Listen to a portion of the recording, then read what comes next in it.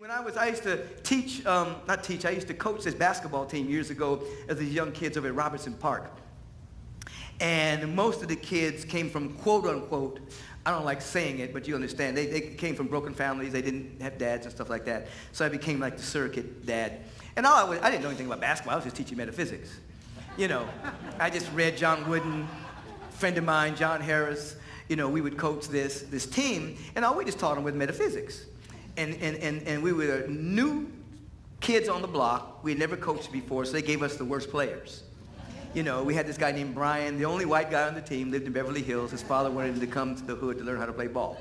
You know, I'm being real.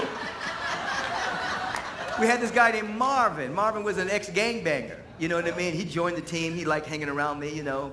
And so we formed this team, and I would say, Marvin, you visualize that ball, you get every rebound. And because everybody was afraid of Marvin, they'd get out of his way, you know? We had Brian.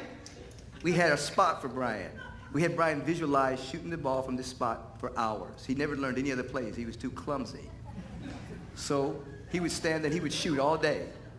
So in the game, they would never guard Brian. So at the last minute, they'd throw the ball to Brian, and Brian would hit the shot all the time, you know? Anyway, one day, we took the kids over to Brian's house, lived in Beverly Hills. He had 2 entrances to the house. There's one house, 2 entrances.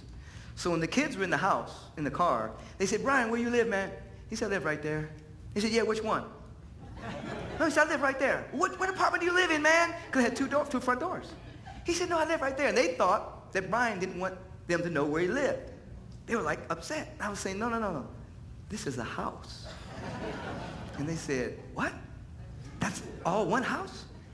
You know? Hold on, this is the point. So in their visualization, when they would visualize a house, they would visualize a stack of apartments close together. So visualization for them would have been visualizing a house which would break their paradigm of what a house looks like so that they can invite something else in their home, you see? So visualization is very good for breaking the paradigm of where you have been so you can open yourself up to something better. After that, it can be a form of limitation. If they start visualizing Brian's house, you know, or they started, you understand? So to go to the next level, you have to say, what is it for me? So visualization is a good tool, breaks the paradigm. They needed to visualize it was something other than where they had come from. And then if they grew and unfolded, they would open themselves up to what was trying to unfold in their life. You understand? Yeah,